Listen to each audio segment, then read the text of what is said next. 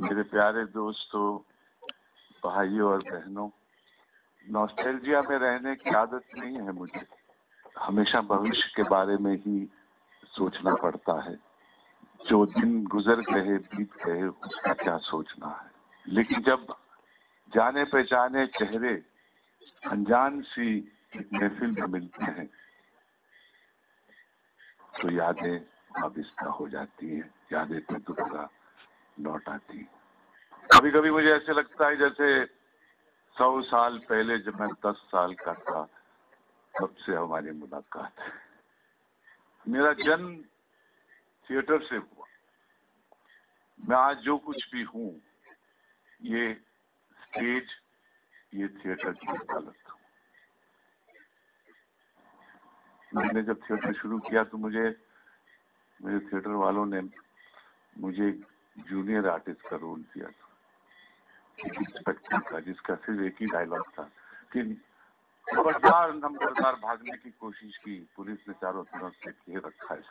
ये डायलॉग था। उसमें मैं जैसे सेकेंड एक्ट में गया, मैंने जाएगा खबरदार खबरदार तुमने भागने की, उसके बाद डायलॉग भूल गया।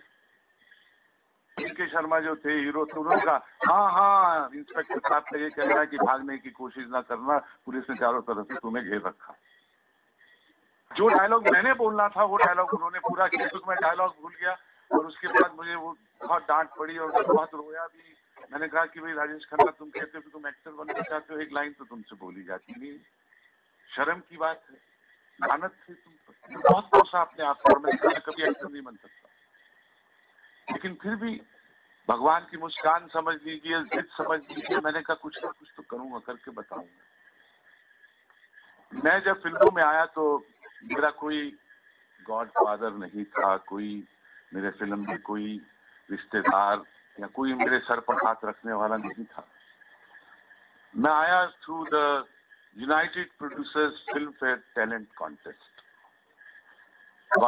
हुआ फिल्म फेयर में, टाइम्स ऑफ इंडिया में।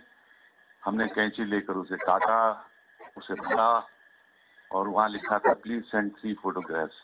हमने 3 फोटो भेजी, उनको बुलाया गया। टाइम्स ऑफ इंडिया में था, यूनाइटेड प्रोड्यूसर्स के बहुत बड़े बड़े प्रोड्यूसर थे, चाहे वो चोपड़ा साहब थे, बिमल रॉय थे, एच एस सवेल थे, सतीश रमन थे, बहुत सारे थे। तो उन्होंने कहा कि हमने आपको डायलॉग भेजा है, वो याद किया आपने? तो मैं सामने कुर्सी पे बैठा था और वो एक बड़ी सी टेबल में लाइन में जितने बड़े बड़े प्रोड्यूसर थे, तो मुझे ऐसे लग रहा था जैसे कोर्ट मार्शल हो रहा है, जैसे अभी बंदूक निकालेंगे, मुझे मार डालेंगे, गोली चला देंगे। तो फिर सामने अकेली एक कुर्सी थी बस। मैंने कहा कि भाई ये डायलॉग तो मैंने पढ़ा है, लेकिन ये जो डायलॉग है आपने ये नहीं बताया कि इसका कैरेक्टराइजेशन क्या है। कि हीरो जो है वो अपनी माँ को समझाता है कि मैं एक नाचने वाली से प्यार करता हूँ, लेकिन मैं उसको तेरे घर की बहू बनाना चाहता हूँ। This was dialogue, I mean जिसका मेन वो था। मैंने कहा आपने ना कैरेक्टर बताया, माँ का ना बताया कि हीरो का कि अमीर है, गरीब है, माँ सख्त है, कड़क है, नरम है, क्या है, मिडिल क्लास है, या आदमी पढ़ा लिखा अनपढ़ है, क्या कुछ भी नहीं। तो चोपड़ा साहब ने झट से मुझे कहा तुम थिएटर से हो? मैंने कहा जी। मैंने कहा डायलॉग तो आपने लिख के भेज दिया कि इस तरह से माँ को कन्विंस करना डायलॉग बोलिए, लेकिन आपने कैरेक्टराइजेशन नहीं बताया। ये कोई स्टेज पे एक्टर बोल सकता है। तो बोले अच्छा ठीक है भाई, तुम कोई भी अपना एक डायलॉग सुनो। तो काटो तो खून नहीं, पसीना छूट रहा था। मैंने कहा क्या डायलॉग बोलूं, इन्होंने बोल दिया। और ये सब बड़े बड़े लोग, इनकी पिक्चर हमने 10 बार देखी हुई, प्रोड्यूस डायरेक्ट की हुई। मुझे भगवान के आशीर्वाद से एक ऐसे राइटर का एक डायलॉग मुझे याद आया, उसको यारो माफ करना। उस प्ले का डायलॉग, क्योंकि मैंने वो प्ले किया हुआ था, तो मुझे वो डायलॉग याद आया और मैंने उनसे कहा कि मैं इस कुर्सी से उठ सकता हूँ। बोला हाँ जो करना करिए, आप करके बताइए क्या करेंगे। थोड़ा नर्वस भी हुआ, जिस तरह से बोला मुझे लगा डांट के बोला। जो डायलॉग है जिसकी वजह से मैं फिल्मों में आया, मुझे जीपीसीसी ने चांस दिया 40 साल पहले। हाँ मैं कलाकार हूँ, कलाकार हूँ, क्या करोगे मेरी कहानी सुनकर। आज से कई साल पहले होने के बिताने से एक ऐसा प्याला पी चुका हूँ जो मेरे लिए जहर, औरों के लिए अमृत। एक ऐसी बात जिसका इकरार करते हुए मेरी जुबान पे छाले पड़ जाएंगे। देखिए कहता हूँ, जब मैं छोटा था एक वक्त पेश आया कि मैं भयानक आग में मैं फंस गया। जब जिंदा बचा तो मालूम हुआ कि मैं बदसूरत हो गया हूँ, जैसे सुहानी सुबह ग्रामीण रात में पड़ गई हो। बाहर जाने से घबराने लगा, घर पर बैठकर गीत गाने लगा। जितनी भयानक मेरा चेहरा उतनी मधुर थी मेरी गीत। दुनिया ने मुझे दुत्कारा, लेकिन मेरे गीतों से प्यार करने लगी और मैं चिल्लाता रहा कि तुम्हें चांदनी रातों से हम कर्म आंखों से बदलाता हूँ सितारे। मेरे गीतों ने हजारों को लूटा, मेरी मुलाकात की मिन्नतें होती रही पर मैं किसी से ना मिलता। एक दिन एक खत आया, मैंने तुम्हारे गीतों में शांति पाई, अगर मुलाकात ना तो न जाने क्या कर बैठूंगी। मुझे लगा ये खूबसूरत हसीना बुलाऊं और अपना ये बदसूरत चेहरा दिखा कर पूरी ताकत से काम लूं। मैंने उसको बुलाया, वो आई, कितनी खूबसूरत और हसीन, शबनम सी मुलायम, और मैं जैसे मासूम के सामने मायूसी चेहरा छुपा के बातें करता रहा। मेरे गीत शुभ में थे, उसके गीत जुबान पर मैंने शादी का प्रस्ताव पेश किया और वो खुशी से बोली, हाँ मुझे मंजूर है।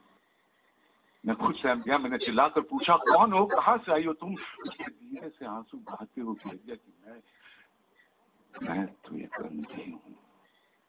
मैंने उसकी आंखों में देखा, उसकी आंखों में इश्क था। तो मैंने कहा, जो तेरी निगाह का बिस्मिल नहीं, वो कहने को दिल तो है मगर दिल नहीं। फिल्मों में आ तो गया, लेकिन आने के बाद वो खूबसूरत कामयाबी की सीढ़ी चढ़ने का मौका, ये सहरा तो आपके सर है। ये आप हैं जिन्होंने मुझे एक्टर स्टार बनाया, स्टार से सुपरस्टार बनाया। किन अल्फाजों में आपका शुक्रिया अदा करूं मुझे समझ में नहीं आता। प्यार आप मुझे भेजते रहे, प्यार वो मुझे मिलता रहा, लेकिन उस प्यार को मैं कभी वापस लौटा नहीं पाया। लेकिन जो भी कहना चाहूंगा, जिन अल्फाजों में भी मैं आपका शुक्रिया अदा करना चाहूंगा, वो मेरे दिल की सच्चाई होगी, मेरी ईमानदारी होगी, मेरा ज़मीर होगा। आज मेरा दिल हल्का हुआ आपसे गुफ्तगू की बात की और आपका मैंने शुक्रिया अदा किया।